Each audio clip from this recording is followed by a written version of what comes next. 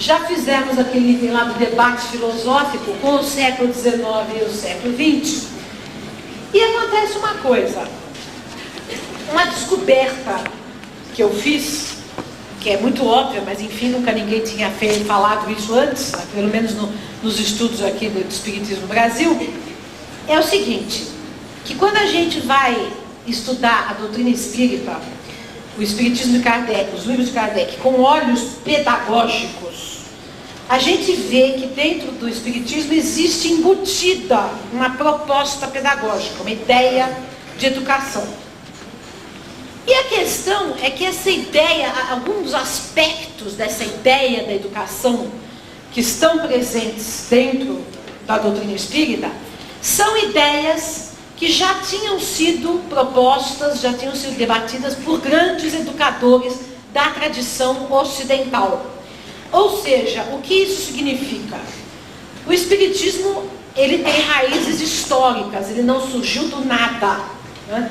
Como eu falei anteriormente, que Kardec era educador, discípulo de Pestalozzi, que recebeu influência de Rousseau, que todos tinham influência de Comênios, que todos esses educadores eram cristãos, portanto estavam dentro de uma filosofia cristã, e que antes do cristianismo, aquilo que formou a cultura ocidental foi a cultura grega, né? Então, na realidade, o que nós temos é uma junção greco-judaico-cristã que formou a cultura ocidental. Então, nós vemos que houve algumas ideias que foram germinando e se desenvolvendo e que aparecem explicitamente no Espiritismo, mas aí ou renovadas, ou reinterpretadas, ou postas de uma maneira diferenciada, que o Espiritismo dá um passo além do que essas ideias deram. Então, nós vamos exatamente agora ver aquelas ideias, grandes ideias pedagógicas, que vieram desde a antiga Grécia. Daria para mudar para mim, por favor? Então, começamos, aí, nossa, acho que não dá para ler lá atrás, né? Releitura da tradição ocidental, Sócrates e Platão. Razão e instância da autonomia humana, amor e impulso para a perfeição. Eu vou alternar aqui com uma transparência que eu tenho sobre Sócrates, que é o seguinte. Dá para desligar um pouquinho? Eu já volto para esse slide aí. Não, pode deixar. Vocês preferem que vá mais para cá assim? Não. Hã? Não.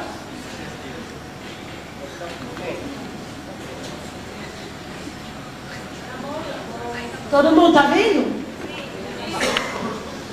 Então vejam só que coisa interessante. Na Grécia Antiga, exatamente no momento em que nasceu o sistema político que nós hoje adotamos quase que internacionalmente, que é a democracia, e que na época dos gregos, que foram os inventores da democracia, a democracia era muito pelas metades, porque mulheres não participavam, havia escravos, estrangeiros não participavam, etc. Como a nossa também é uma democracia pelas metades, porque há exclusão social, econômica e, consequentemente, política também, né? Então, na verdade, é um sistema que se pretende participativo, mas que ainda é muito exclusivo, né? Desde a época dos gregos até hoje. Mas, seja como for, a Grécia teve o mérito de inventar um sistema de maior participação popular, de maior participação política. Agora, o que acontecia nessa época, e aí eu vou voltar àquilo que eu dizia dos sofistas, né? Nessa época da democracia grega, o que era importante?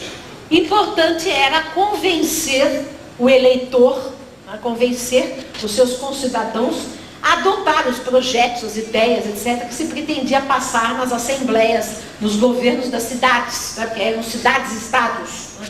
era um estado-país, era uma cidade-estado. Então o importante era o discurso, a fala. E por isso apareceram os indivíduos na Grécia, que mais ou menos 300, 400 a.C., em que eles se autodenominavam sofistas. E o que eles diziam? Nós não somos filósofos. Por quê? Porque nós não buscamos a sabedoria, porque filósofo quer dizer amigo da sabedoria, aquele que busca a sabedoria. Nós não buscamos a sabedoria porque a gente não pode conhecer nada, aquilo que o Gorgias falava, o ser nada é, se for alguma coisa não podemos saber, se pudermos saber não podemos comunicá-lo. Então, ou dizia Protágoras, o homem é a medida de todas as coisas, ou seja, conhecimento inteiramente subjetivo. Não há nada objetivo no conhecimento, cada um tem o seu conhecimento e cada um tem a sua verdade, então não existe verdade nenhuma comum para a humanidade. Então o que eles ensinavam? Se eles não tinham conhecimento de nenhuma, verdade nenhuma, nem buscavam também um princípio ético, eles ensinavam a falar. Tanto importava se era para convencer a favor, contra ou muito pelo contrário, né? Os jovens pagavam altas quantias para os sofistas para aprenderem o dom da dialética, que depois os romanos chamariam de retórica, ou que hoje nós chamaríamos de discurso.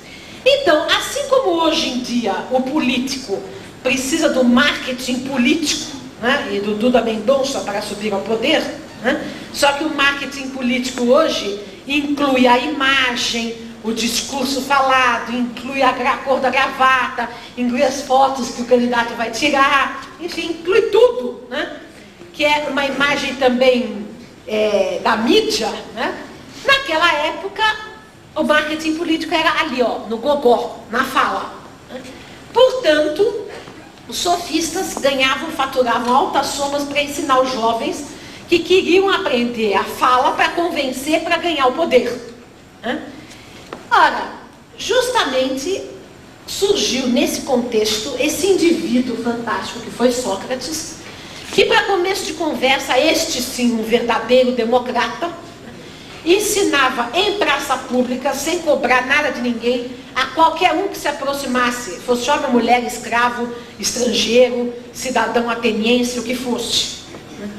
E o que ele ensinava? Aí é que vem a questão.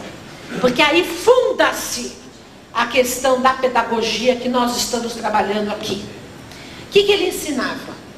Ele não ensinava nenhuma verdade pronta e acabada. Primeiro ponto, que a preocupação dele era achar os princípios da ética. Tanto que nós podemos dizer que Sócrates é o pai da ética ocidental. Ele queria saber o que é a justiça, o que é a virtude, o que é o bem, o que é a piedade, o que é a coragem. Enfim, ele estava buscando pelas definições da ética. Pela primeira vez na história da humanidade, a ética, os valores, passam a ser questionados racionalmente, filosoficamente. Até então, a ética tinha só sido mandamento, lei, divino, o costume, ou a revelação, como por exemplo os 10 mandamentos de Moisés, quer dizer, coisa que é dada ao homem.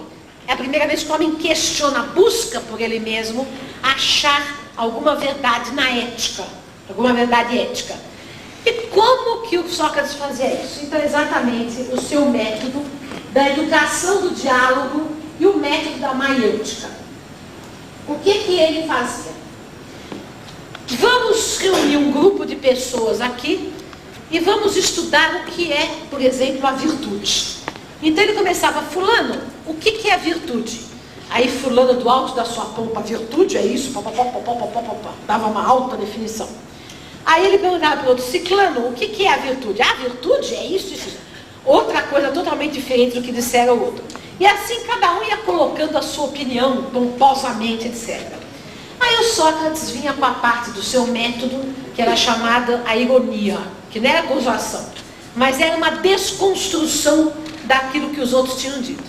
Mas fulano, se você falou que a virtude é isso, então quer dizer que isso, e você acha também que isso... Ele espremia o outro na parede, até que o outro falava, ih, meu Deus, eu não sei então o que é virtude. Já não sei mais. Porque ele se confundia, não conseguia responder, não conseguia chegar no lugar. E aí, depois que ele tinha destruído a opinião de todo mundo, vocês acham que ele vinha com a verdade e falava, a virtude é isso? Não. Aí que vinha o processo que ele chamava de maiêutica. Maiêutica quer dizer parto. Sócrates dizia que ele tinha sido, a mãe dele era parteira, e ele tinha herdado da mãe o gosto de fazer partos, com a diferença de que a mãe gostava de fazer parte de crianças e ele gostava de fazer parte de ideias. Então, ele pretendia, através do diálogo, da interlocução, extrair de dentro das pessoas os conceitos da ética. Então, por exemplo, o que é virtude? Ele não dizia do alto da sua cátedra, virtude é isso. Ele ia procurando extrair de dentro dos interlocutores o conceito de virtude. Eu vou perguntar uma coisa para vocês, que eu pergunto em todas as plateias que eu faço esse tipo de análise do Sócrates. Vamos ver aqui como é que vocês reagem. Vocês acham que realizando esta prática da maiêutica, ele iria chegar a um conceito de virtude ou a vários conceitos de virtude, cada um com o seu conceito de virtude? O que vocês acham? Quem acha que é um só, levanta a mão. E quem acha que são vários conceitos? Vocês estão totalmente influenciados pelo relativismo contemporâneo, como todas as plateias. Porque exatamente ele queria chegar a um conceito.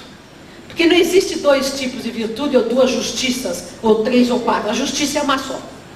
Se não houver um princípio de justiça que seja comum a todos, como é que eu vou chegar aqui e falar para vocês, isto é injusto? Vocês vão me responder, é injusto para você, para mim não é. É o relativismo. Então, na verdade, o que ele estava buscando? Ele estava buscando uma verdade universal, um princípio universal de ética. Só que esse princípio, segundo a ideia dele e a prática que ele exercitava da maiêutica, não era um princípio que ele criou ou que era resultado de um consenso das pessoas, não. Era um princípio que estava dentro de todas as criaturas. Então, vamos lembrar, 2.500 anos depois, quando no Livro dos Espíritos, Kardec pergunta, onde estão escritas as leis morais? E os Espíritos respondem, na consciência. É isso que é Sócrates. Ou seja, com isso, Sócrates estava pretendendo demonstrar o quê? Primeiro, todo ser humano tem uma divindade interior, tem germes de conhecimento e de virtude dentro de si, tanto que ele dizia, junto com Platão, que aprender é recordar. Nesse sentido, ele falava que aprender e recordar, ele usava isso em dois sentidos. Primeiro, porque tanto Platão como Sócrates eram reencarnacionistas, então ele achava que você recordava coisas que você já tinha aprendido no passado. Mas também, aprender e recordar é porque nós somos seres divinos e trazemos coisas dentro de nós que a gente tem que trazer à tona. Então, o processo de educação é um processo de maiêutica, de parto, de trazer à tona. Não é de enfiar ideias, de introjetar conceitos, mas de extrair de dentro para fora aquilo que já está em nós, mas que nós não sabemos. Ou seja, nos tornarmos conscientes daquilo que está dentro de nós e que nós ainda não sabemos que estava lá. Então, essa é a grande ideia fundadora da pedagogia que nós estamos estudando e defendendo aqui, que depois, atualmente, nós podemos chamar de pedagogia espírita, mas que tem tudo a ver com a pedagogia socrático-platônica, já que eles também eram reencarnacionistas, espiritualistas, entendiam o ser humano como uma criatura, um ser reencarnado, um espírito, uma alma mortal, imortal, que estava vestindo um corpo carnal. Então, nesse sentido, o Sócrates, ele pode ser considerado o pai de várias coisas no Ocidente, o pai da ética, o pai do racionalismo também. Por quê? Porque ele acreditava que com isso que todos os seres humanos eram dotados de uma razão autônoma para descobrir a verdade dentro de si mesmos. Então, vejam como isso é igualitário. Tanto que um dos diálogos dele, dos escritos, que vocês sabem que o Sócrates não escreveu nada, como Jesus. Foram os seus discípulos que escreveram sobre ele. Entre os discípulos, o maior deles foi Platão. Um dos diálogos de Platão, em que o Sócrates aparece como personagem, é o Mênon. Sócrates, nesse diálogo, Mênon, ele dialoga com um escravo. Por quê? Para demonstrar que o escravo tinha os mesmos... E aí não era nem uma questão de verdade moral, era uma questão matemática, uma demonstração matemática, que ele vai extraindo de dentro do escravo para mostrar que todos tinham os conceitos básicos, né, do conhecimento dentro de si. Então isso é profundamente igualitário, isso é profundamente democrático, isso sim, né? Isso é profundamente confiante na autonomia do ser humano, na capacidade do ser humano de chegar por si mesmo a uma verdade universal. Então, esta é a ideia fundadora que está em Sócrates. Agora eu poderia ligar de novo.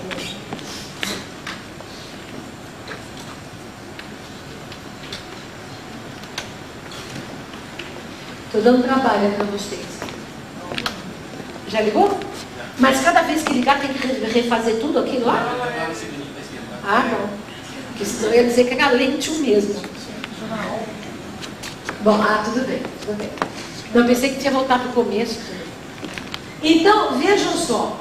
Razão é instância da autonomia humana. Isso é importantíssimo, porque vejam, quem é que o Nietzsche vai negar? O Sócrates. Pregando o irracionalismo. Quando se prega o irracionalismo, abre-se a porta para qualquer tipo de dominação. Porque como é que você vai refutar alguma coisa, dizer que isso é antiético, isso é aquilo, se você não pode usar de razão? É exatamente o que Nietzsche fez. Ele não usa, ele joga as ideias dele sem nenhuma argumentação, vai jogando. Deus morreu, o homem morreu, mas não tem argumentação, porque ele não usa de racionalidade. E só que aquilo vira mais dogmático do que qualquer fé da igreja até, porque não tem argumentação nenhuma. E a outra coisa interessante que o Sócrates e o Platão colocaram é que nessa divindade interior do homem existe um impulso para a perfeição através do amor, né? Então vocês veem que coisa interessante. No diálogo O Banquete, maravilhoso por sinal, a concepção grega do amor era muito estranha.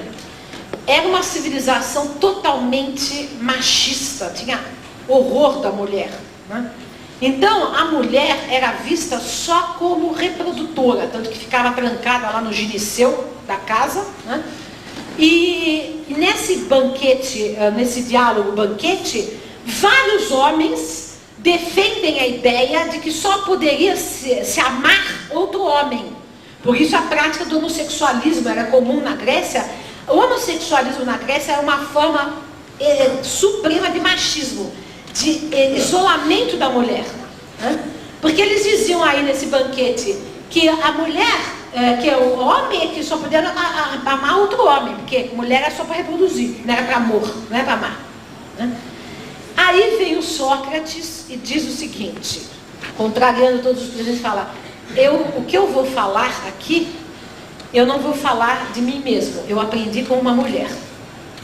E aí ele começa a dizer o que para ele era o amor, e fala que ele tinha aprendido isso com uma mulher, a Diotima, que era uma sacerdotisa, né?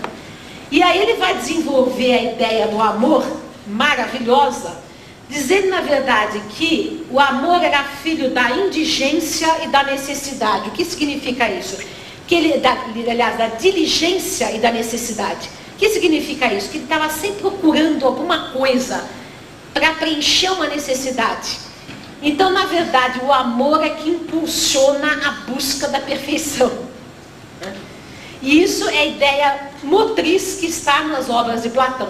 Então, ao mesmo tempo que ele valoriza a razão, ele indica que o aspecto do amor é uma coisa muito mais profunda do que a questão do amor entre homem e mulher, ou, enfim, para ser um impulso de transcendência. É isso depois que o cristianismo vai dizer, né? Amai-vos uns aos outros, né?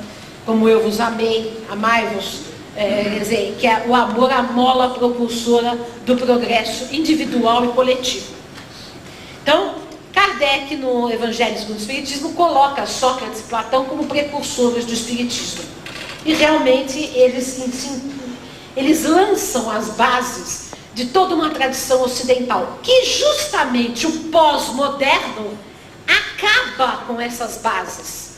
O pós-moderno joga fora 2.500 anos de história construída a partir dessa base de Sócrates e Platão, depois do cristianismo, etc. e tal, para jogar tudo no chão. Então, o que é? O amor vira apenas desejo sexual, né? E a razão é contestada para virar irracionalidade. Pode passar para a próxima, por favor. Bom, dá para enxergar aí? Hã? Não? Eu vou ler. Não dá para esclarear um pouquinho? Acho que está muito... É o contraste da letra. É porque em cada computador aparece uma cor diferente, é impressionante. A gente faz uma multimídia, mas em cada lugar aparece diferente. Então, releitura da tradição ocidental. Cristo pedagogo, cristianismo libertário. Agora eu vou explicar algumas coisas interessantes para vocês. Ligaram a luz aqui por quê, hein? Precisa? Não, se precisar eu aguento, mas se não... Bom, então é o seguinte, Jesus, a filosofia de Jesus era exatamente dentro dessa perspectiva socrática, quando ele dizia o seguinte: o reino de Deus está dentro de vós, sede perfeitos como vosso Pai Celestial é perfeito. Vós podeis fazer tudo o que eu faço, e mais ainda, se tiverdes fé como um grão de mostarda, né? Ou quando ele curava alguém, ele dizia: a tua fé te curou. Ou seja, o que ele estava demonstrando? Exatamente que todas as potencialidades de desenvolvimento, de evolução, de bondade, de amor, estavam já dentro do ser humano. Porque ele disse: vós sois deuses. Porque nós, e aliás Paulo também diria, somos herdeiros de Deus e co-herdeiros de Cristo. Então essa visão profundamente otimista que o cristianismo de Jesus propunha, né, que vinha pela primeira vez na história valorizar todos os seres humanos.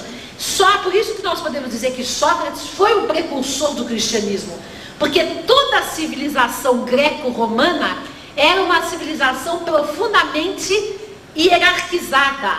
O plebeu era considerado inferior, o estrangeiro era bárbaro, era sub-raça, né? Não havia ideia de igualdade entre todos os homens. A única ideia de igualdade que surgiu na antiguidade foi de Sócrates, e Jesus é que trouxe essa ideia profundamente à baila, dizendo que todos nós éramos irmãos, filhos de um mesmo pai, né? Vocês sabem, por exemplo, que no judaísmo não se chama Deus de pai. Quer dizer, Deus é o Senhor, é Yahvé, mas a ideia de paternidade divina é uma ideia que Jesus trouxe. E exatamente a ideia que propõe a fraternidade, né? A paternidade de Deus pressupõe a fraternidade entre todos os homens e todas as mulheres. Então, o que acontece? Jesus propôs essa visão otimista. Só que, aí é que entram os nossos problemas. O ser humano, sabemos todos, deturpou a mensagem de Jesus. E já começa com esse grande homem que eu adoro, venero, mas que eu vou aqui fazer uma pequena crítica a ele, que é o Paulo de Tarso, justamente.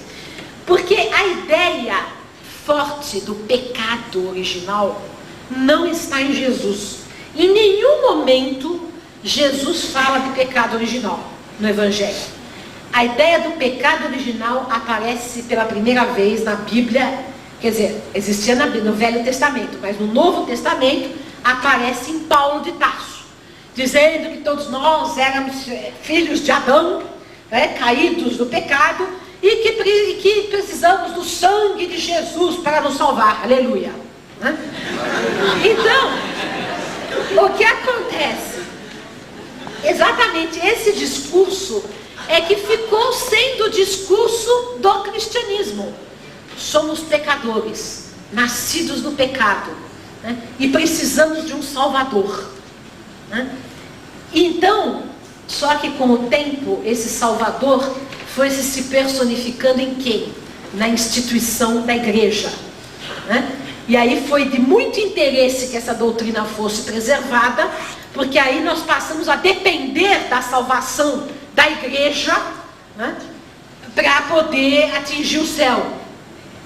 Então aquela ideia de Sócrates, de Jesus, autonomia, cada um pode ser perfeito, pode atingir a divindade, etc. Não podemos, somos sempre pecadores, sempre caídos, sempre culpados, sempre temos que nos autoflagelar e dependemos da graça, do favor de Jesus, que por um acaso é interpretado pelo Papa, pela igreja, pelos padres, pelos bispos, etc. Então, vejam só, o que acontece? Naturalmente que quando Paulo colocou essa ideia do pecado original, ele não tinha em mente tudo isso que aconteceu. Na verdade, ele estava sendo herdeiro do judaísmo, e na verdade ele estava com um tremendo complexo de culpa, porque ele sim se sentia um pecador culpado, então ele projetou aquele complexo de culpa para o cristianismo. Mas, e do que nós vamos observar é que durante os primeiros 300 anos de cristianismo, houve uma discussão ampla sobre o significado da vinda de Jesus, o significado da mensagem cristã. Então havia as mais diversas posições. Por exemplo, em relação à natureza de Jesus, alguns achavam que Jesus era Deus. Alguns achavam que Jesus era filho de Deus, enviado de Deus, mas não era o próprio Deus. Alguns achavam que Jesus era Deus e era filho. E depois ainda inventaram a história do Espírito Santo, Então era 3 em 1. Então o que acontece? Nos primeiros 300 anos do cristianismo havia discussões. Só que essas discussões, elas eram às vezes bastante ardidas, mas elas não representavam ainda formas de violência, porque havia todas as interpretações possíveis do cristianismo. Então, só para vocês terem uma ideia, quando em 300 e pouco Eusébio de Cesareia escreve a história do cristianismo, ele cita mais de 20 seitas cristãs, que eram consideradas, aí já na época, heréticas. Que na época do Eusébio de Cesareia já começou a fortalecimento da posição católica em detrimento das outras. Só que foram sendo banidas, entre essas heresias, havia muita coisa que era esquisita mesmo. Não é toda heresia que era uma maravilha, havia coisas bastante estranhas. Mas havia ideias que foram sendo banidas por causa do interesse do poder.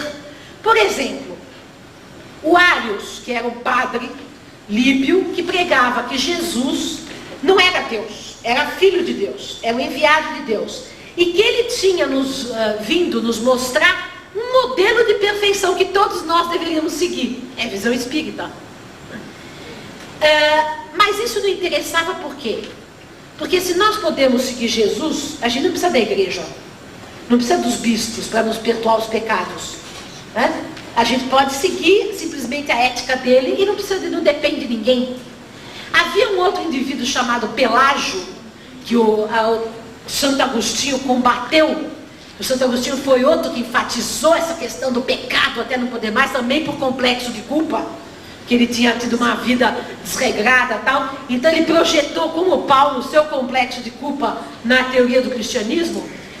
O Pelágio dizia o seguinte: se nós nos esforçarmos, a gente pode atingir a perfeição. Mas o Agostinho falava: não, de jeito nenhum. Nós jamais podemos atingir a perfeição, e não é pelo nosso esforço que a gente atinge nada, é só pela graça divina.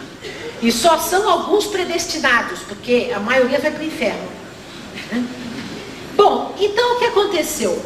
A ideia de libertação de Jesus como um pedagogo da humanidade, que aliás também essa ideia estava presente em Orígenes, outro grande pai da igreja que viveu no ano 200, e que acreditava na reencarnação, e que dizia que todos iriam atingir a salvação, todo mundo, até os demônios, ele dizia, iriam atingir a salvação, porque Deus só poderia ter planejado um universo em que um dia todos seriam felizes. É tão óbvio, né? Tão óbvio isso.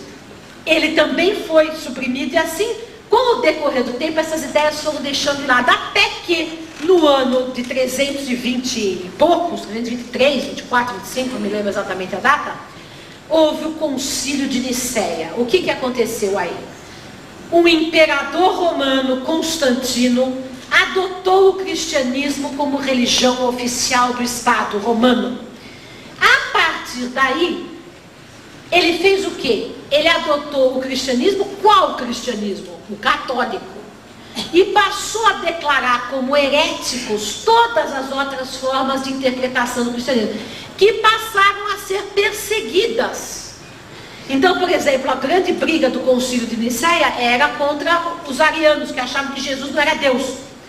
Mas é óbvio que para o Estado romano era muito mais interessante ser de uma religião oficial que representasse o próprio Deus na terra, né?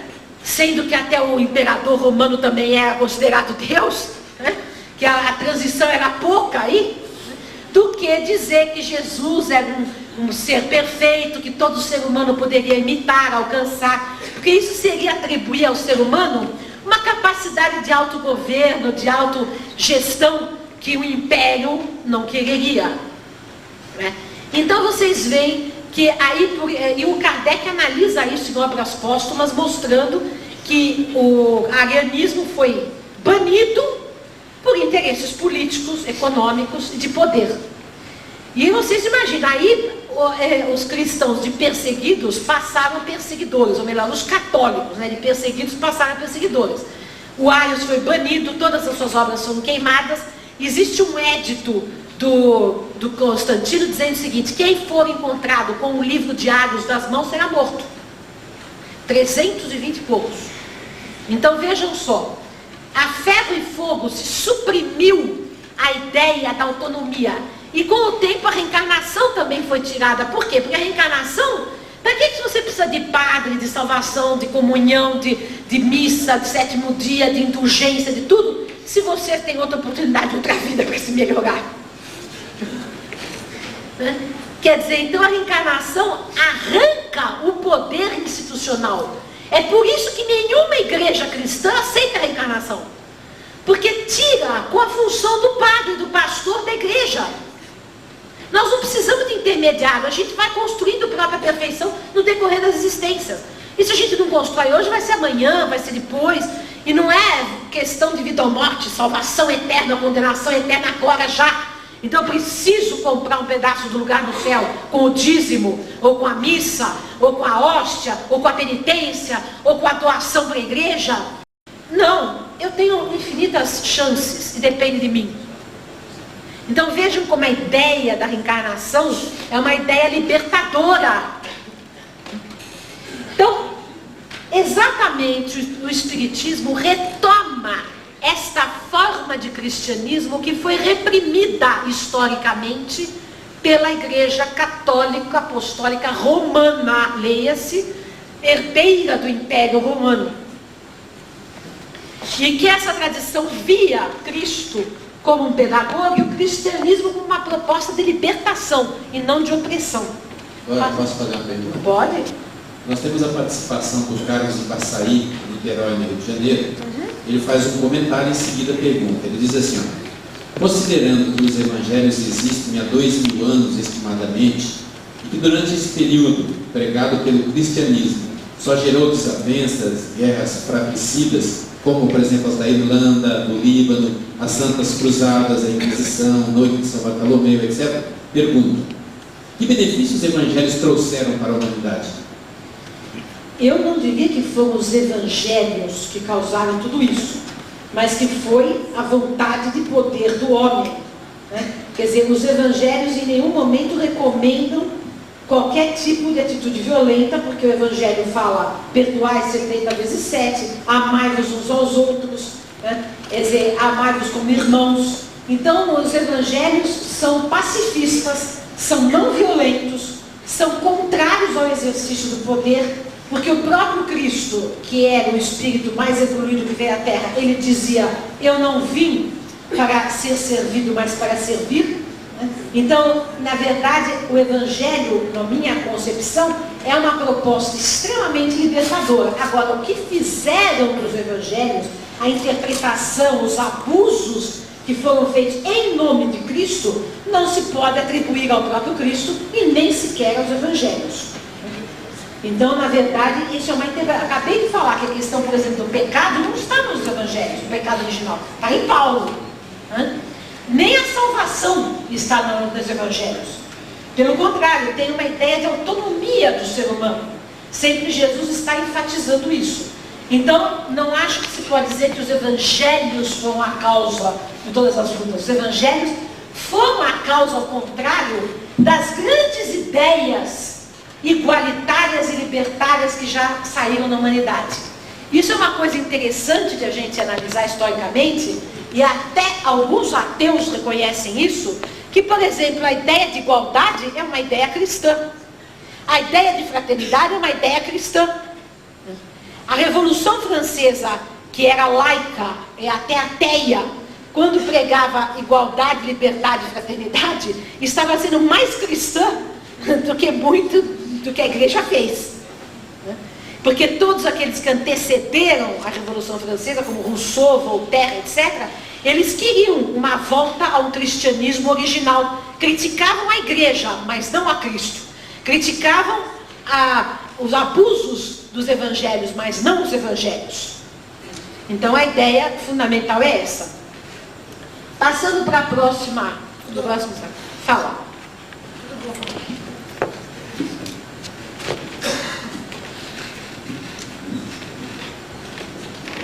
Eu tenho comigo que, para mim, o meu modelo não pode ser Jesus ainda. Para mim, o meu modelo ainda são os dos apóstolos.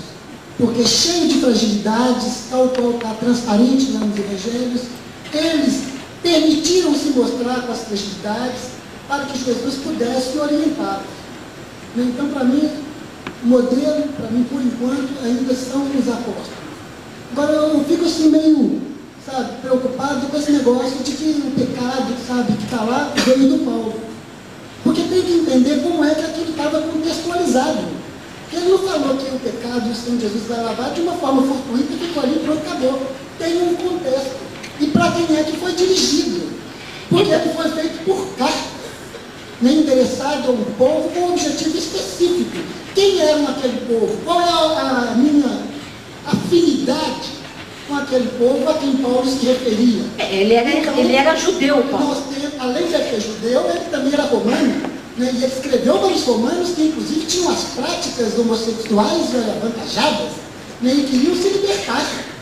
Então é importante, e também ele é taxado de machista, porque o homem, a mulher tem que ser submissa ao homem, e etc. Coisa e tal, porque a pessoa não consegue tirar o espírito da letra contido nessas partes. Não, acontece o que eu E quis vamos dizer. rotulando o Paulo, como se ele fosse uma pessoa que não tinha compreendido Jesus. Não, eu não disse isso. Mas o que eu é falei é o claro. seguinte. Não, pega um pouquinho. Aí aqui Então, está. se eu fico constrangido, não posso concordar. Não, tudo bem. O problema é o seguinte, vejam, eu adoro Paulo e acho que a contribuição dele foi essencial para o cristianismo. Se não fosse por Paulo, o cristianismo teria morrido ali.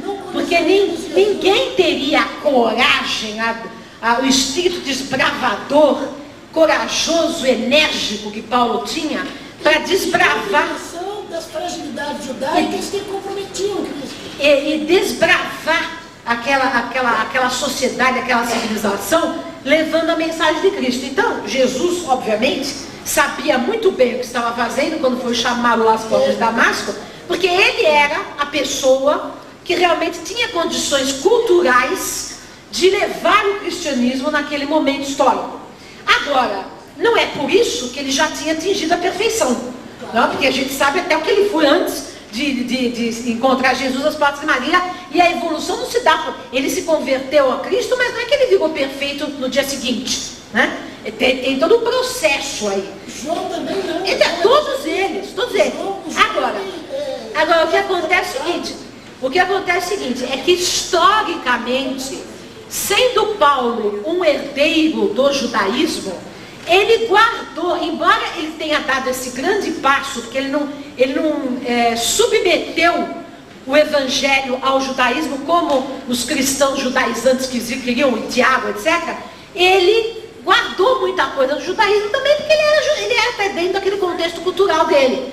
E o Espírito não transcende todo o seu condicionamento cultural. Então existe essa ideia de pecado sim em Paulo, como existe também em Santo Agostinho, e existiram outros no decorrer da história do cristianismo que não tiveram tão fortemente essa ideia. Por exemplo, o Pelágio, que era contemporâneo de Santo Agostinho, e o Pelágio estava muito mais certo que Santo Agostinho, porque Pelágio dizia que a gente podia atingir a perfeição pelo esforço próprio, e o Santo Agostinho dizia que não, que dependia sempre da graça divina.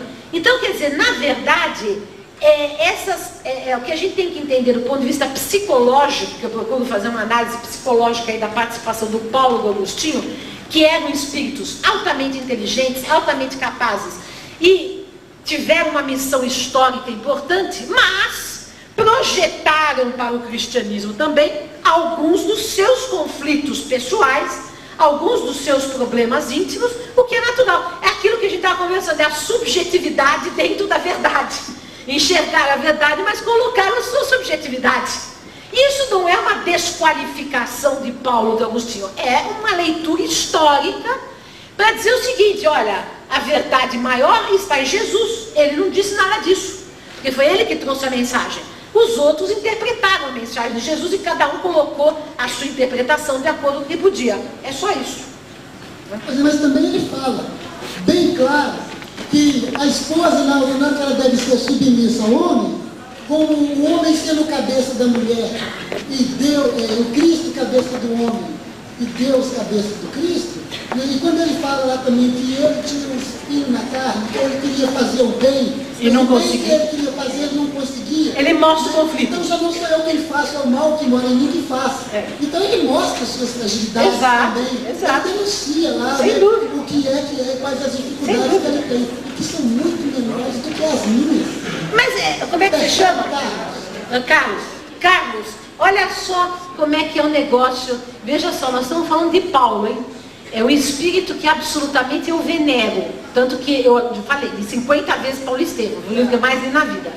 Li todas as biografias que existem sobre Paulo, protestante, católica, laica, judaica, enfim, tudo. Eu conheço Paulo de cabo a rabo. Então, agora você vê só como é difícil o exercício do espírito crítico.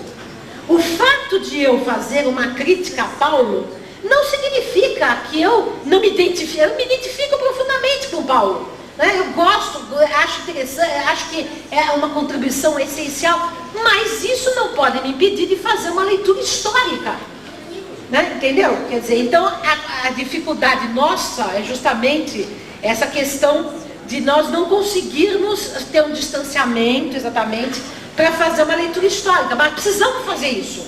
Não, né? Concordo com isso. Só isso. Concordo com isso. Mas é que a gente precisa realçar isso. Você viu que ele falou lá na internet? Sabe onde lá? Gente, ô Carlos, deixa eu falar. Espera só um pouquinho, Rodora. Eu ia falar o seguinte.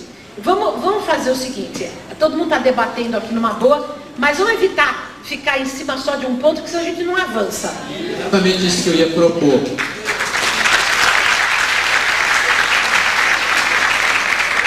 Eu gostaria de propor o seguinte: como você está trazendo uma proposta e nós queremos conhecê-la, então tem coisas que vai bater com convicções que nós temos, com crenças pessoais. Então que nós adiássemos esse confronto, não simplesmente dizer não concordo com isso, mas processasse, amanhã o seminário prossegue, inclusive, a gente abrisse a mente para captar isso aí, processar e ver o que isso aí conflita, o que isso aí bate com aquelas nossas crenças, no sentido de todos nós crescermos e caminhar no interesse geral. Tá. Agora, voltando aqui então, qual é a ideia do cristianismo, esse cristianismo que foi reprimido historicamente, esse cristianismo que é retomado pela proposta de Kardec? É o cristianismo como uma pedagogia do espírito, sem dogmas, sem rituais, com uma ênfase nas potencialidades humanas e não no pecado. Cristianismo como projeto de educação da humanidade. Ou seja, entendermos Cristo como grande pedagogo e não como salvador, né? Como um mestre, aliás, ele só aceitou o título de mestre, não outro, né? Nunca aceitou o título de Deus, de nada, nem o título de bom ele aceitava. Quando chegaram para ele disseram, bom mestre, ele falou, bom só Deus, indicando que a medida suprema está em Deus, o modelo supremo está em Deus. Sede perfeitos como vosso Pai Celestial é perfeito. Então, na verdade, entender o cristianismo como uma proposta de educação. E toda proposta de educação é gradativa, é lenta, depende da participação do educando. Não é uma proposta de salvação a ferro e fogo, de imposição, de catequese. É uma proposta de amadurecimento, de desenvolvimento, de desabrochar e não de impor, de doutrinar. Então, nós estamos condicionados historicamente a interpretar as religiões em geral, o cristianismo em particular, que é a nossa tradição, como uma proposta de salvação. Então, precisamos doutrinar, catequizar para salvar, porque temos urgência, que senão o indivíduo vai para o inferno, condenado. Não. Cristo trouxe uma proposta de educação. Lançou uma semente há 2000 anos atrás, para que ela desabrochasse lentamente e fosse amadurecendo no solo da terra, até poder se tornar um projeto que abrangesse a humanidade inteira. Então, esta é a ideia que o Espiritismo recupera no cristianismo. Ficou claro?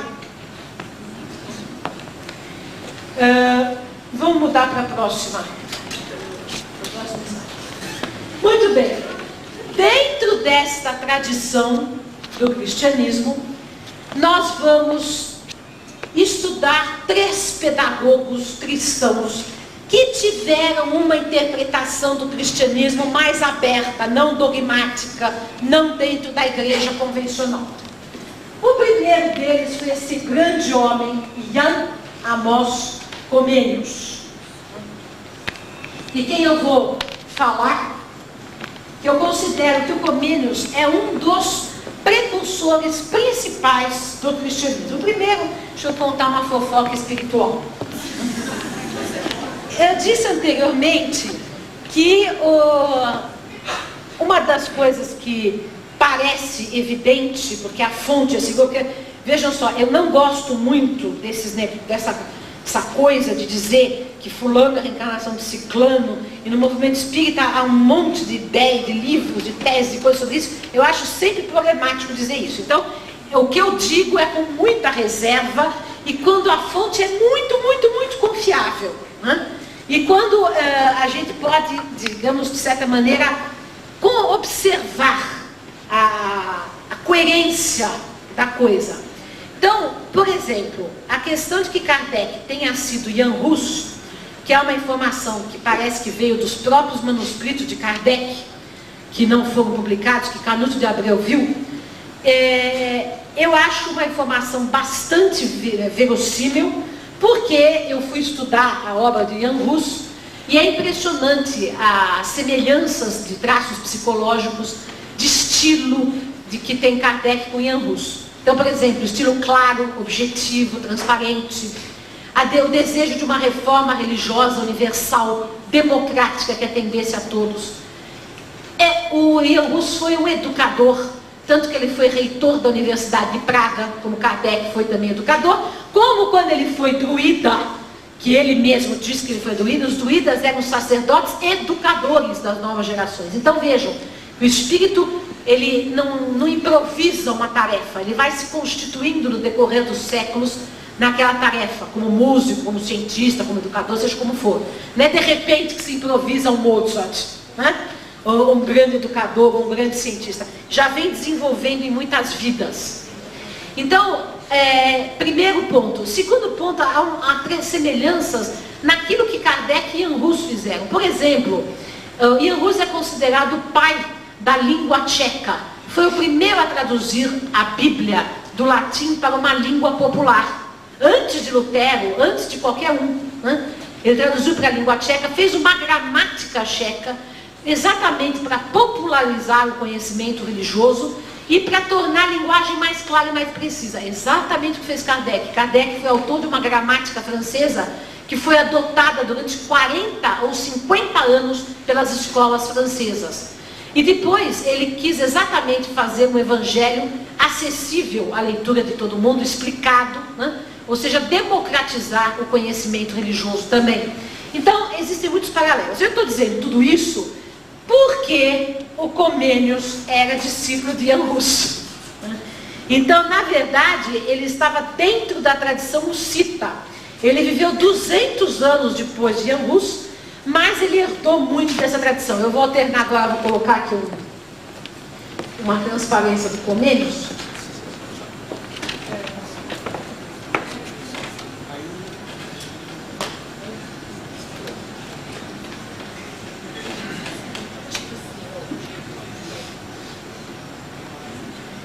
Vejam aí o Comênios, Jan Amos Comênios, educador tcheco, viveu de 1592 a 1670. Vejam, Comênios tinha um projeto de tá bom. Tá bom, ele fica olhando aqui de lado. Então, Comênios tinha um projeto de Pan-Sofia. O que é Pan-Sofia? É a sabedoria do todo. Vejam só se isso não se parece com o Espiritismo. Ele dizia que era preciso unir a reflexão filosófica racional, a observação científica e a revelação religiosa para atingir a verdade. Isso é puro Kardec. E é mais do que isso, ele tinha um projeto de Pampédia, o ensino do todo. Ele achava que essa pansofia tinha que ser ensinada a todas as pessoas. Ele tinha um projeto de educação para a humanidade e entendia o cristianismo como um projeto de educação para a humanidade. Então a visão que ele tinha do homem era bem semelhante à de Sócrates, de Jesus, de otimismo em relação ao ser humano. Ele já naquela época, portanto, previa o que hoje nós timidamente começamos a exercitar com conhecimento interdisciplinar. Previa a abolição de castigos na educação e observar e fazer para aprender. Esta árvore que vocês estão vendo aí, que está na capa do meu livro Educação segundo o Espiritismo, e também é o logotipo da minha editora Comênios, em homenagem ao próprio Comênios, é uma árvore desenhada pelo próprio Comênios. E que nós passamos para o computador e pintamos, mas era feita a pico de pena pelo próprio Comênios. Simboliza a árvore do mundo e a árvore do conhecimento. Ele dizia o seguinte, aqui, como é que você chama? Você de barba, o espiritualista? Dario? Dario. Você falou do conhecimento sistêmico, né? Olha, isso daqui é um antecessor muito mais amplo do que essa ideia que é atual, né? Porque o Comênios já dizia o seguinte: tudo está ligado na natureza, no universo, no cosmos. Todas as coisas estão ligadas entre si. Então não existe uma fragmentação na realidade. A realidade é una, é uma só. E o nosso conhecimento também deveria ser assim, unificado, uno, interligado e não fragmentário.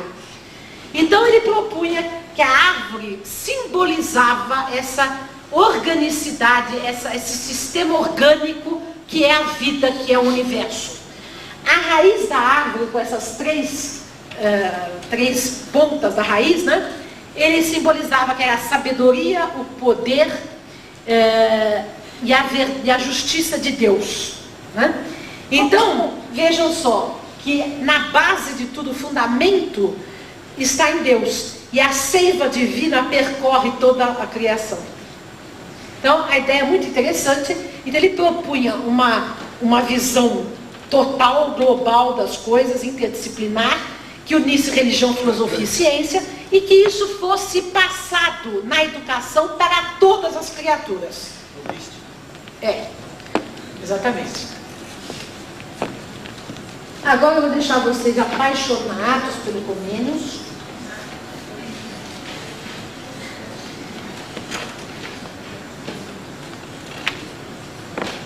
Não sei, não vai dar para enxergar aí de trás, porém eu vou ler em voz alta. Vejam só o que este homem dizia em pleno século XVII. Nosso primeiro desejo é que todos os homens sejam educados plenamente, em sua plena humanidade. Não apenas um indivíduo, não alguns poucos, nem mesmo muitos, mas todos os homens, reunidos individualmente, jovens e velhos, ricos e pobres, de nascimento elevado e humilde. Numa palavra, qualquer um cujo destino é ter nascido ser humano, de forma que afinal toda a espécie humana seja educada, homens de todas as idades, todas as condições, de ambos os sexos e de todas as nações. Eu quero lembrar para vocês que nessa época a mulher estava muito longe de ir para a escola. Os camponeses também não iam à escola. Nas Américas havia escravidão. Os índios, os negros não tinham escola, achavam que nem precisava estudar, não era bestas de carga humana.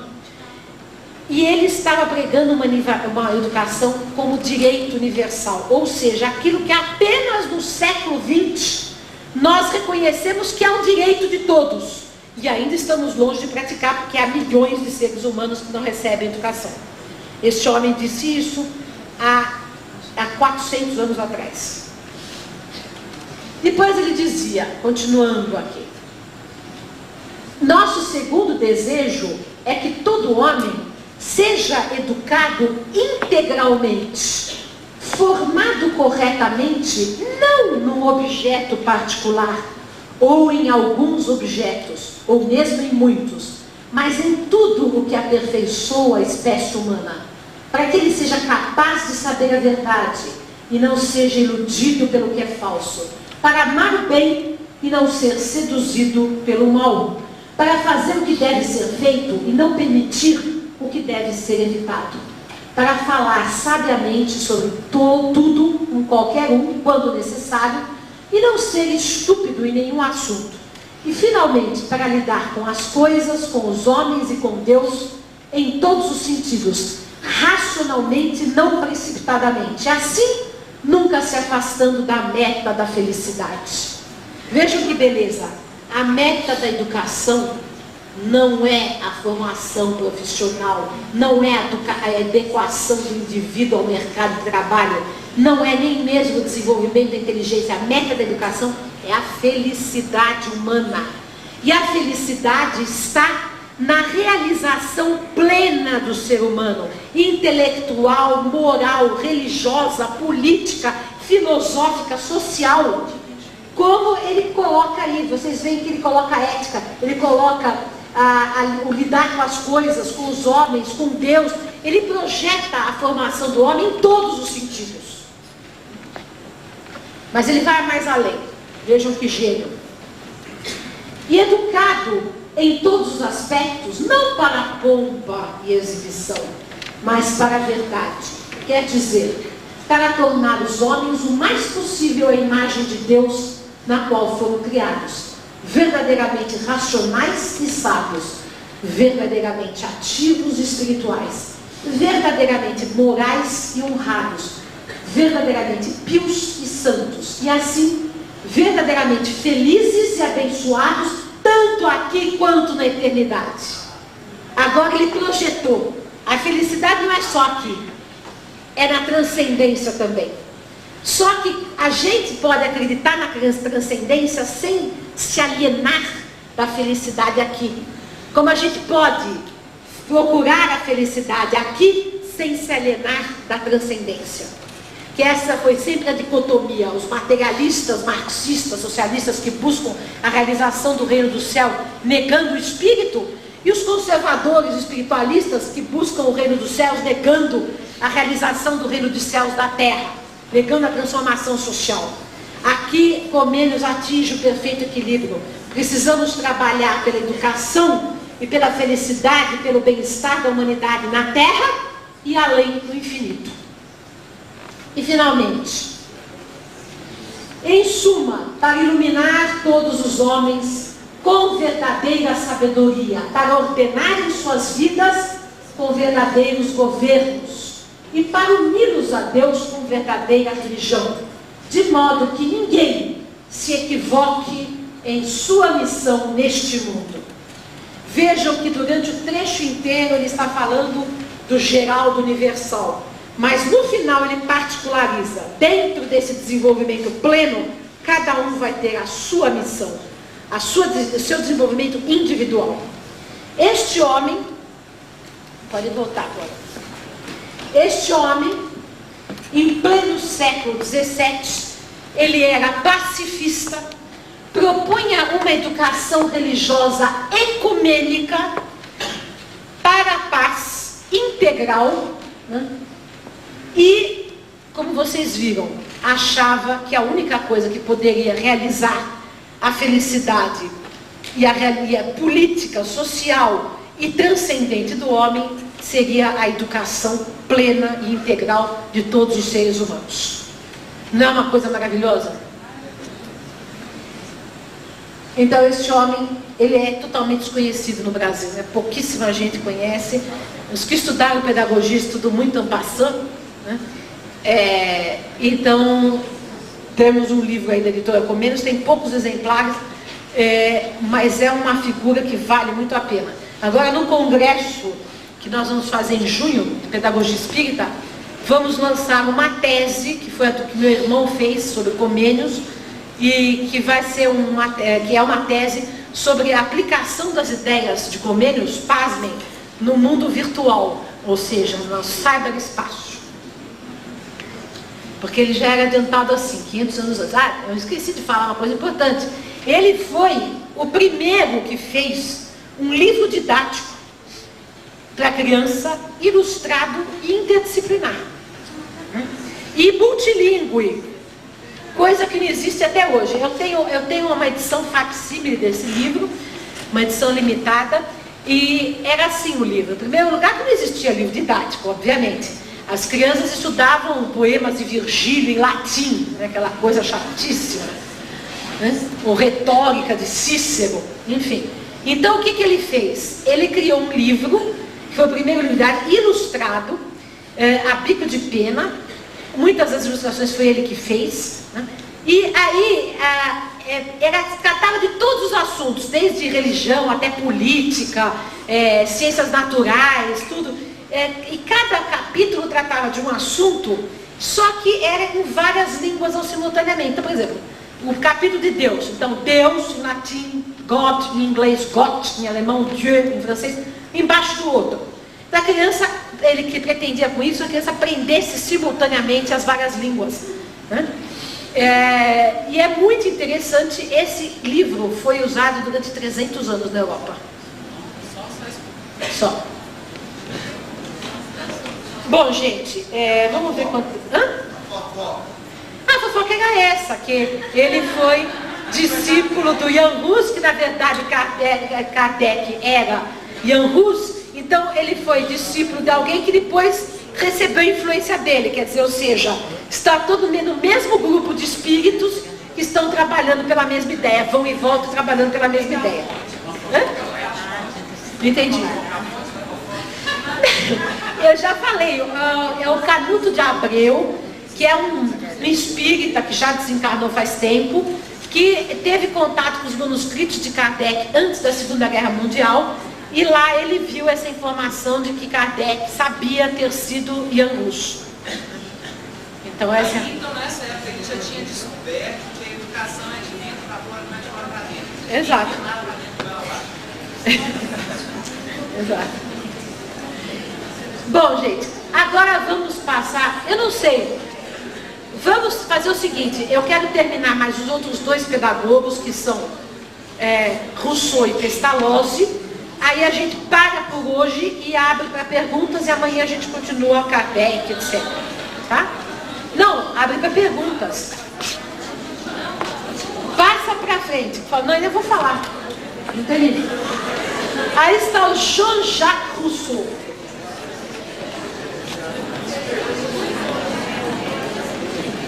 Jean-Jacques Rousseau, vejam só que coisa. Há uma ideia de um poeta alemão, Goethe, não sei se vocês conhecem o Goethe, ele dizia o seguinte, que os países, os grandes homens de um país, são aqueles que são o antídoto daquilo que há de pior no país. Né? Então, por exemplo, ele cita que na Espanha sempre foi a terra da intolerância, do fanatismo e tal, e veio Miguel de Cervantes para escrever Dom Quixote, que é uma obra irônica, né? Cética. Então é o antídoto para a intolerância, o fanatismo, o dogmatismo espanhol.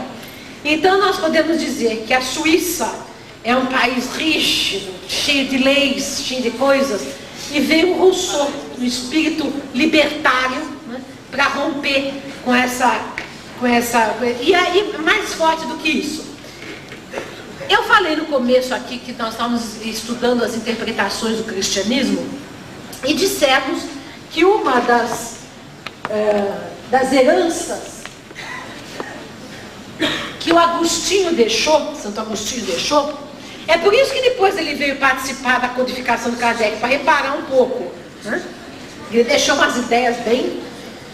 Então, vejam só, ele tinha essa ideia de predestinação.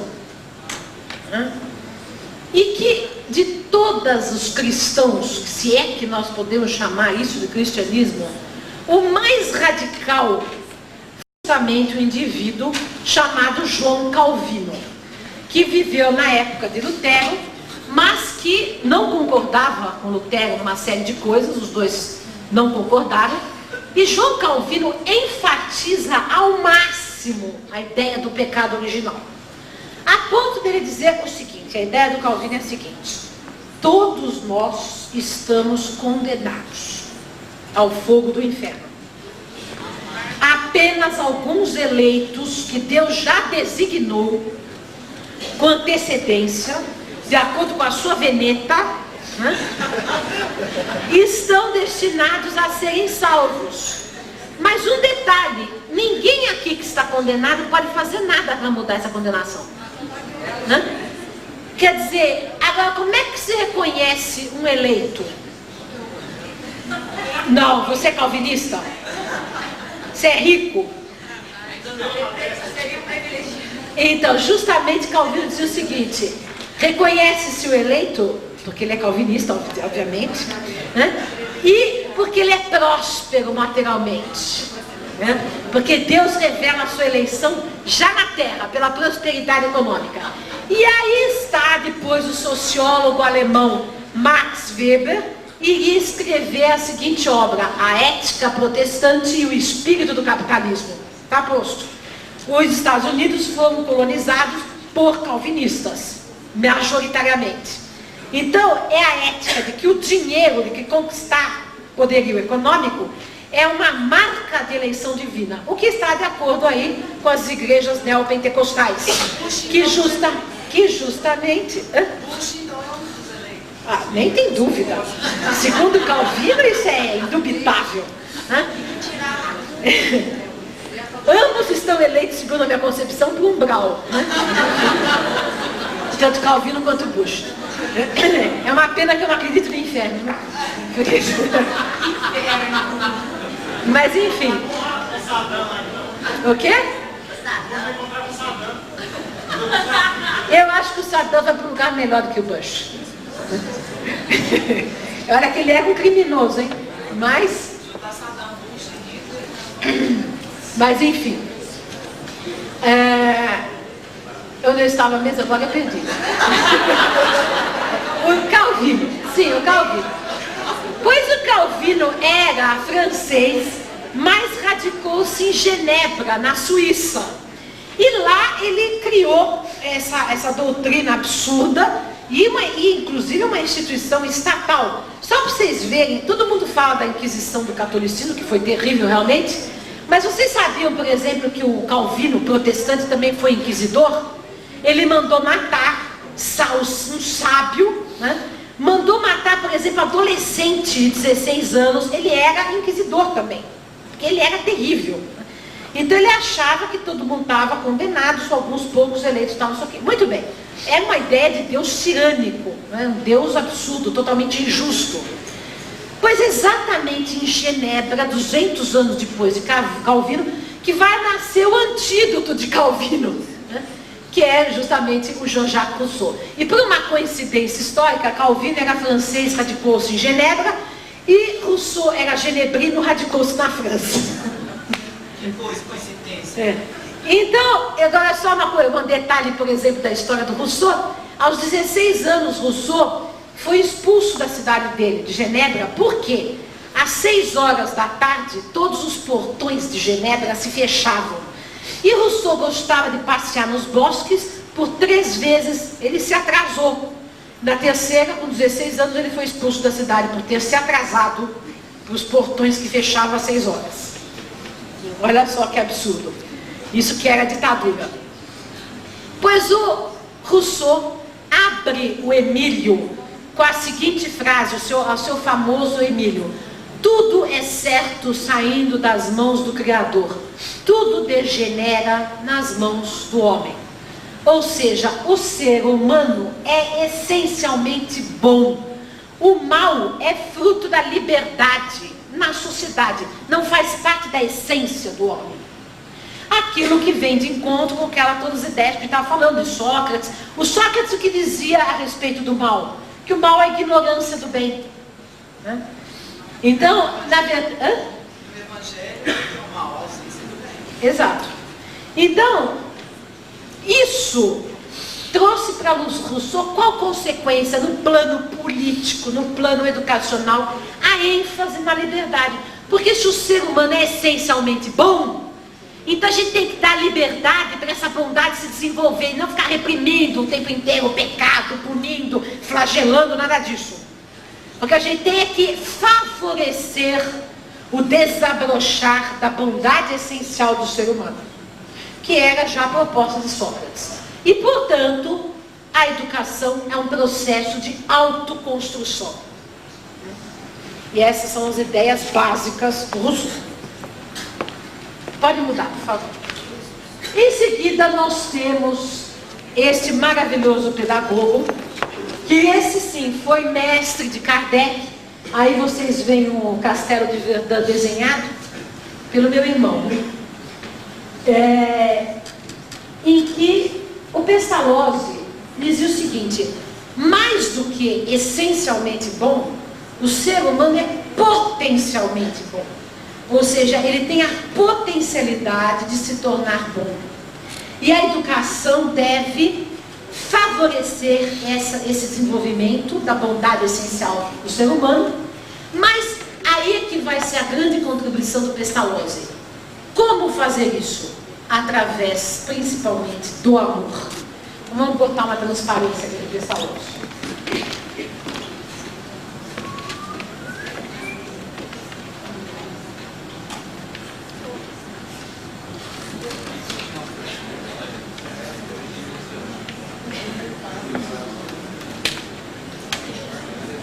Aqui vocês veem o próprio Castelo de Verdun, onde Kardec estudou. Pestalozzi, educador suíço também, nasceu em 1746 e morreu em 1827. A criança, dizia ele, não é como uma tábula rasa, um recipiente vazio que deve ser preenchido com matéria estranha, mas sim uma força real, viva e autônoma, que já no primeiro instante da sua existência age coordenando organicamente sobre o seu próprio desenvolvimento e expansão. A a educação deve recorrer espontaneamente à vontade da criança, ao seu impulso para a verdade, ao seu gosto pelo belo e à sua ânsia pelo bem. Agora, de que maneira fazer tudo isso? E aí que o Pestalozzi vai dar a sua grande contribuição. Ele dizia o seguinte: a primeira forma de se atingir essa divindade interior do ser humano é através do amor. Ou seja, nós só tocamos a divindade interior do outro quando a gente ama o outro. Portanto, só acontece um processo real de educação quando existe um forte vínculo afetivo entre educador e educando. Sem a base do amor, não há educação. Pode haver instrução, treinamento, o que for, mas educação é só a partir do amor que o educador tem pelo educando e o educando tem pelo educador. Porque é o espelho divino da alma. É através do amor que se toca o outro, que se puxa o fio condutor da divindade. E vejam como Pestalozzi estava absolutamente certo. Vamos pegar dois exemplos. Um exemplo da biologia e outro exemplo do espiritismo, que o espiritismo nos mostra. Da biologia, é um dado, por exemplo, até entre os animais, que o macaquinho que é criado sem a mãe, ele é muito mais agressivo, depressivo, triste, até fisicamente subdesenvolvido do que o macaquinho que é criado com a mãe. O macaquinho sem a mãe pode ser bem alimentado e tudo, mas ele tem um outro comportamento do que o macaquinho que é criado com a mãe. E no ponto de vista do ser humano, se nós somos reencarnacionistas, a gente sabe que a gente já viveu múltiplas vidas, traz múltiplos conhecimentos, experiências positivas, negativas, e como que a gente recomeça a existência? Recomeça zerado, esquecido, hipnotizado de tudo. Por quê? Para recomeçar a existência na base do amor. O que você pode fazer com um bebê? Dar uma aula de física quântica? Dar um sermão de teologia? Não, você pode só amar um bebê.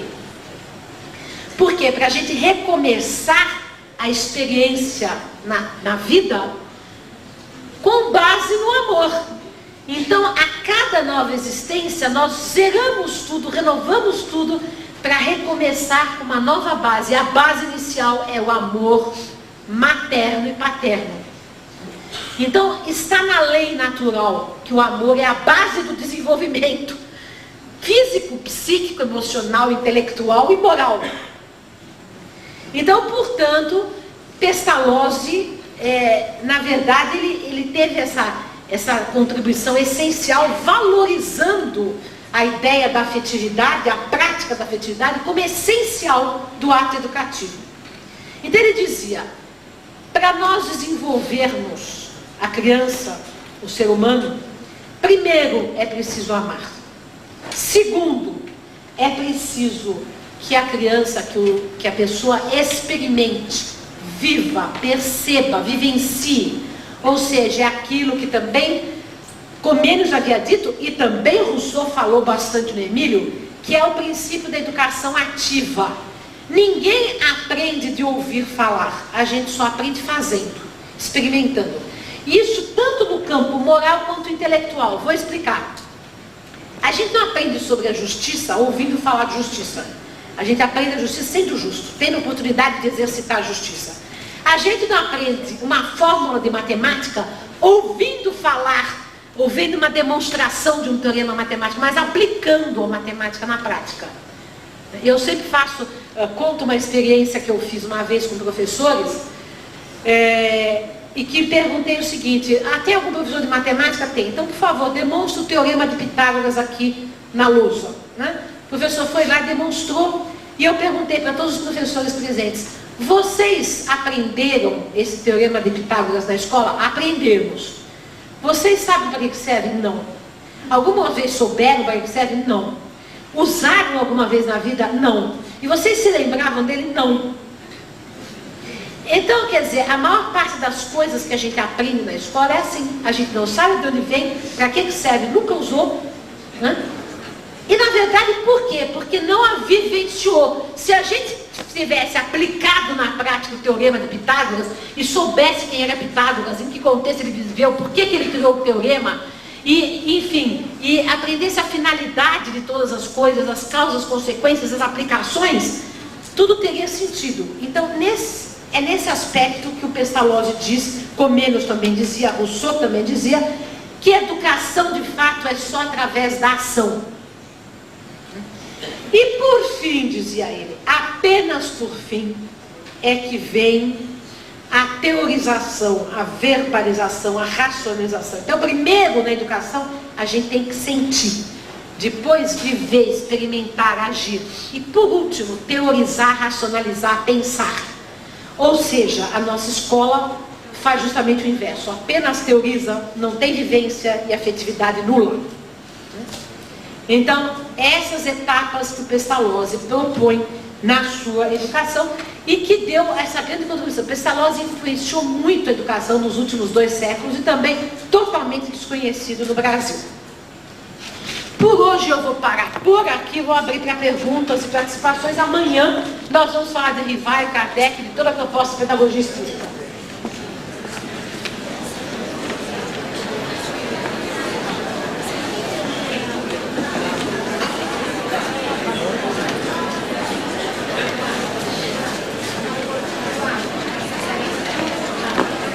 Quem gostaria de perguntar alguma coisa? Dora, Oi. eu sou a Edna, pedagoga, estou aqui atrás. Ah, tá. Bom, nós, educadores, nós temos estudado muito o Perrenot, que é suíço também. E eu estive há pouco tempo no congresso e ele enfatizou essa questão da amorosidade na nossa prática educativa. Você sabe de alguma relação ou alguma coisa, você pode falar alguma coisa sobre Perrenot e essas ideias? Por que há ligação dessas ideias? Acontece o seguinte, nada que se faz em termos pedagógicos, nada que se fez e se faz em termos pedagógicos no século XIX, XX e XXI, deixa de ter uma influência, principalmente de Rousseau e Pestalozzi. Tanto que na Suíça, até hoje o Pestalozzi é muito estudado no mundo inteiro, só no Brasil que não chegou, né? Que a primeira tese acadêmica que foi feita sobre Pestalozzi foi uma que eu fiz na USP, a minha tese de mestrado. Mas na Suíça se fala de Pestalozzi até hoje, muito. Na escola de pedagogia Genebra, estuda-se o Pestalozzi, lê-se Pestalozzi. Então, evidentemente, que Perrenot, quando fala isso, tem ecos de Pestalozzi, ainda mais sendo suíço. Agora, o que acontece é que os pedagogos contemporâneos do século XX e desse século XXI, eles têm ideias, ressonâncias de Pestalozzi, mas são ideias muito mais reduzidas do que o próprio Pestalozzi, do que o próprio Comênios, do que o próprio Rousseau. Por quê? Porque são materialistas. Então, na verdade, por exemplo, o Pestalozzi, o Comênios, o Rousseau, eles abrangiam o aspecto social, o aspecto cognitivo, o aspecto biológico, o aspecto afetivo, o aspecto político, enfim, abrangiam tudo. Agora, na pedagogia mais recente, cada pedagogo ou psicólogo abrange um aspecto. Então, o Vygotsky abrange o social, o Piaget abrange o cognitivo, biológico, né? O outro abrange o afetivo. Então, cada um fica no seu domínio. Agora, aquela visão integral, ampla, como Pestalozzi, Comênios, não há. Né? Eu estava pensando que era um bicho, que era a planta. Ela fazendo assim. Então, na verdade, essa que você disse, naturalmente, tem ressonâncias de Pestalozzi. Mas, eu, por exemplo, já li o texto, já li livro do Perrenot, e eu acho muito chato. Né? Acho uma coisa árida, sem paixão, sem... Né? Eu não gosto. Dora. A gente lê Pestalozzi vibra com a educação. Dora, Onde é que está o... aqui, ó. Ah, tá. O grupo espírita Paulo Estevam de Fortaleza, através da internet, pergunta o seguinte: se existe alguma semelhança entre o método pedagógico do Rudolf Steiner com o Pestalozzi? Rudolf Steiner. Isso. É o pai da escola antroposófica, né? Isso.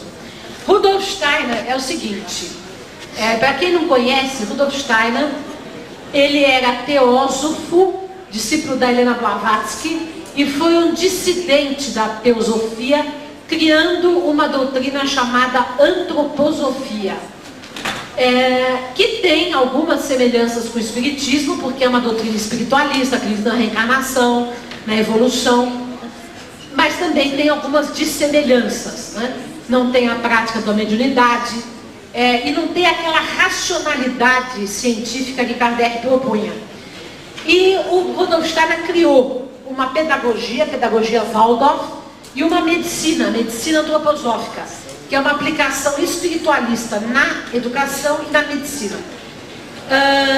Eu acho que a pedagogia Waldorf tem coisas interessantes e tem influência de Pestalozzi também, porque Rudolf Steiner conhecia também Pestalozzi, obviamente, mas eu acho que a pedagogia espírita tem algumas propostas mais precisas para o mundo contemporâneo. Porque eu já fiz estágio na escola Waldorf, conheço, li, estudei, e acho que a escola Waldorf peca um pouco pelo conservadorismo. Ou seja, não se respeita que a criança hoje não é a criança de 1910, é uma outra criança. E eles continuam tratando a criança como 1910. São contra computador, contra a teoria da evolução, contra a criança comer coisas. Enfim, é uma coisa meio radical que eu acho que tira muito do mundo e eu acho problemático. Mas eu nem sei se pode tanto atribuir isso a Rudolf Steiner ou aos seus seguidores que ficaram muito dogmáticos, né? Não. Gente... Deixa eu te lembrar do respeito dos livros. Ah, sim. Como é que você chama mesmo? Brás. O Brás fez uma pergunta aqui em off para mim e eu falei para ele fazer publicamente porque eu achava que a resposta podia ser interessante para todo mundo.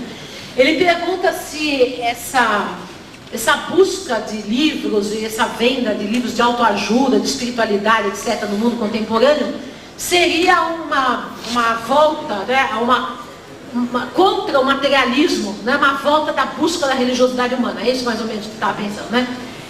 Bom, então eu diria o seguinte: quando a gente entra hoje numa livraria, tem uma salada mística, né? Então esoterismo, não sei quanto, não sei o que, budista, zen, não sei, nada contra o budismo. Só estou falando assim que tem de tudo, mesmo os espíritas, os livros espíritas, muitos, a maioria dos livros espíritas atualmente viraram um livro de autoajuda, né? Então eu chamo isso de espiritualidade light, né? Sem muito compromisso. Então, na verdade, é receitinha pronta para se sentir bem. Espiritualidade de almanaque.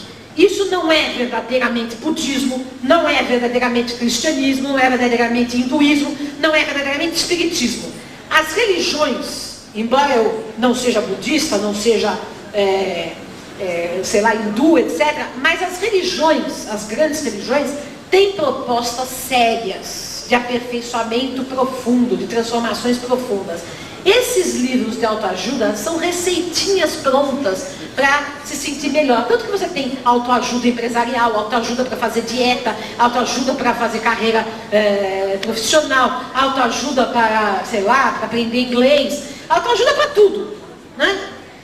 Que na verdade isso é um grande filão comercial que as editoras e agora inclusive as espíritas exploram, né? Porque o ser humano nesse mundo contemporâneo tem necessidade de espiritualidade, etc. Mas é uma espiritualidade que não incomoda muito, que não exige muito, né?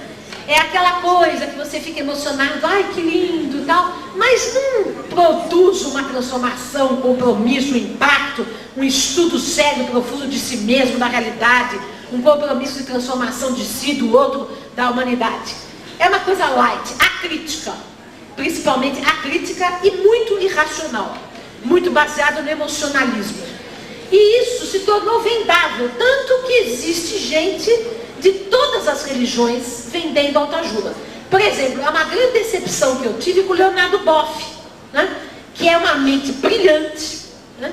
Que escreveu, que tem livros fantásticos de teologia, etc., mas ultimamente anda escrevendo uma coisa mais light, né? Para vender, né?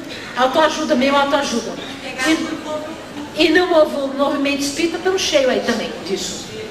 Doutora, dentro desse tema, então, o que é? Você conhece John Paul? John Paul? Porque ele não é muito assim light, não. Jean Paul, não li. Ele é assim, tipo, porque ele escreveu porque tem medo de dizer quem sou, porque tem medo de amar. Não li, não posso manifestar. Pois é, porque ele é tido como um livro de autoajuda. O livro da Lois Hay também, de volta até fala muito dela. Como eu não leio o livro de autoajuda, que eu não gosto, então eu não conheço todos os autores. Ô Dora, Oi, deve estar. aqui à frente. Tá. Eu queria saber a sua opinião, voltando lá no cristianismo, quando você fala que foi colocado que Deus é o Pai. Você não vê historicamente isso como uma forma de imposição machista, já que na pré-história a mulher foi colocada como a deusa mãe e por ira, né, o homem, num ato de descontar, né, vem se colocando na história, até com uma mãozinha da Igreja Católica falando que Eva foi tirada da costela justamente para ele ser o pai criador, né? Você não acha que vem disso e que é uma herança da Igreja Católica que impõe essa questão de pai? Bom, a sua pergunta é bem pertinente. Eu acabei, no aeroporto, na livraria onde eu comprei aquele livro que eu acabei de citar, eu estava lendo um livro, não comprei, mas estava dando uma folhada num livro que se chama Wicca, que é sobre a deusa mãe e o culto do paganismo atual, né? Baseado nas deusas ancestrais. Então, na verdade, a questão é bem complexa aí. Não dá para responder em 2 palavras, a gente precisava fazer um seminário só sobre isso, que é uma questão que eu tenho estudado, porque inclusive, só fazendo parênteses, eu acabei de escrever, junto com um filho espiritual meu, Alessandro Bigueto, nós vamos lançar agora, em julho de 2004, 4 volumes pela editora Ática de ensino interreligioso. Onde a gente fala sobre todas as religiões, sobre todas as tradições, tal, de 5ª e 8ª série. É um livro didático totalmente inédito, porque trata com respeito e empatia de todas as religiões. E por conta desse livro, quer dizer, as religiões em geral sempre foi um tema de estudo meu, sempre, desde de criança eu sempre gostei de ler de tudo, e mais por conta ainda desse livro eu me debrucei ainda mais para a pesquisa, e achei um monte de coisa nesse sentido, a questão da figura feminina, das deusas, etc., nas tradições religiosas, né? Então, eu acho que é uma coisa assim, vamos tentar resumir um pouco, as conclusões, não tem uma conclusão ainda definitiva, mas enfim, eu acho o seguinte, o primeiro período da história humana foi matriarcal, né? Então, eram as deusas, as feiticeiras, as sacerdotisas, tanto que no Antigo Egito, há 5.000 anos atrás, eram sacerdotisas que faziam os rituais. Só que acontece o seguinte, a mulher é muito mais médium do que o homem, sempre foi, né? A parte intuitiva, de intuição, de contato, da sensibilidade, é muito mais forte na mulher. A mulher também tem uma força sexual muito forte e, do ponto de vista sexual, é muito mais fácil para a mulher dominar o homem do que o homem dominar a mulher, embora, já vou chegar nesse ponto. Mas existe a mulher, se ela exerce, quando ela exerce um domínio, nunca é pela força física, né? O homem exerce pela força, a mulher exerce pela sexualidade, ou pela intuição, ou pelo conhecimento do mágico, né? Então, na verdade, o que houve na história da humanidade? Houve primeiro uma dominação da mulher e depois uma dominação dos homens. Porque, quer dizer, na época da dominação masculina, justamente foi a repressão da mediunidade, a repressão da intuição, e foi o desenvolvimento da razão, da ação, da conquista, que é mais o lado masculino, né? Agora, eu acho que nós chegamos num momento da história humana em que nós precisamos atingir uma síntese. Primeiro porque essa dualidade homem e mulher, na história sempre foi em forma de guerra. Na época que as mulheres dominavam, era domínio bravo também. Não pensa que era coisa simples, não. Depois os homens passaram a dominar, também foi uma coisa terrível, que é isso que a gente conhece mais historicamente, mais recentemente. Mas para mim, essa briga vem desde outro planeta, né? Acho que é uma coisa que vem desde outro planeta, essa briga entre o feminino e o masculino.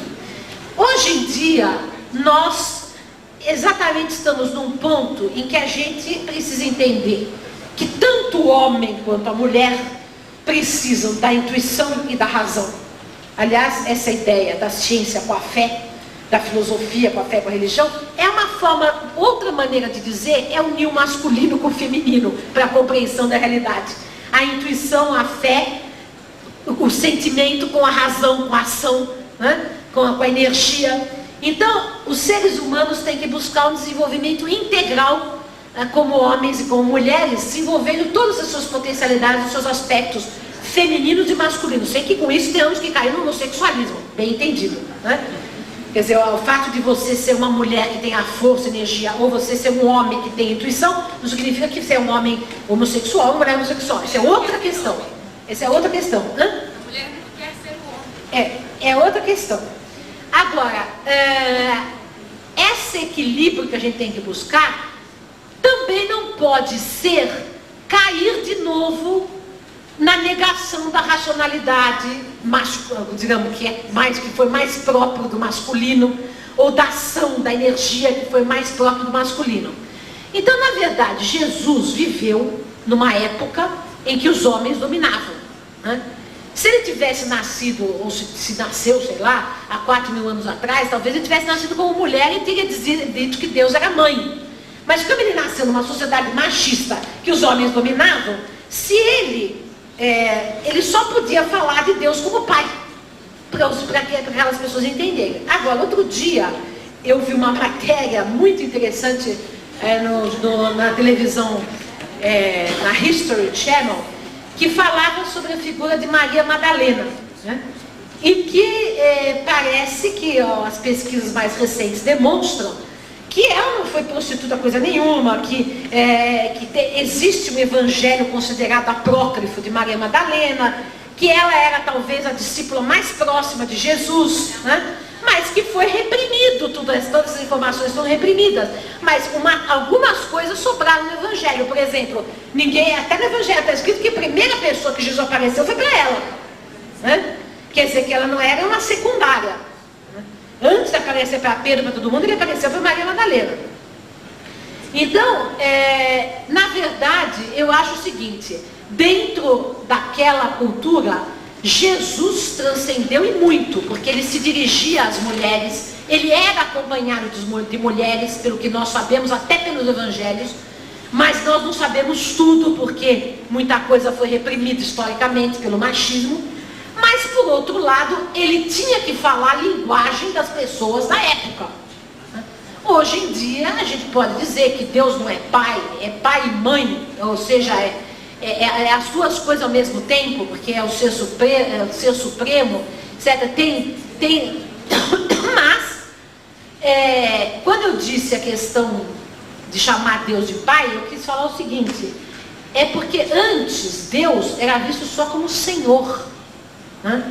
Não tinha relação afetiva, né? de filiação, que é essa questão que eu quis enfatizar, que o cristianismo trouxe, entendeu? Agora, é uma questão toda muito complexa do homem e da mulher. Mas, por outro lado, você vê o seguinte, que a igreja suprimiu a mulher, mas não prescindiu da mulher, porque teve que criar a Virgem Maria, né? Que é a figura feminina por excelência.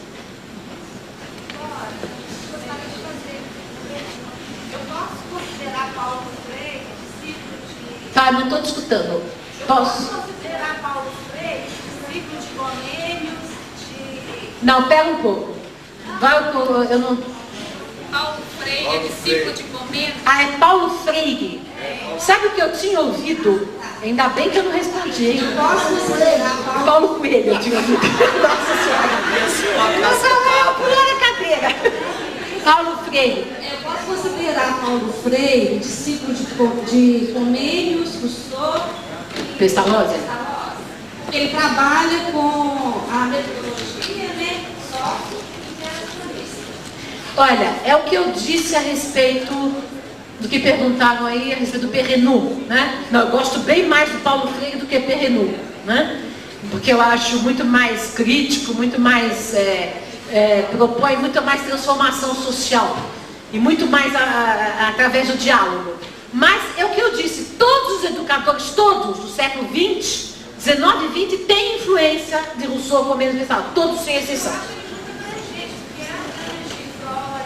Mas ele era realista, ele era um cristão, assim, mais ou menos marxista, né? Quer dizer, bastante marxista, mais ou menos cristão. Mas falta essa dimensão espiritual e ao encarar o do campo. Gente, vamos encerrar porque a plateia já está cansada e eu também. Até amanhã.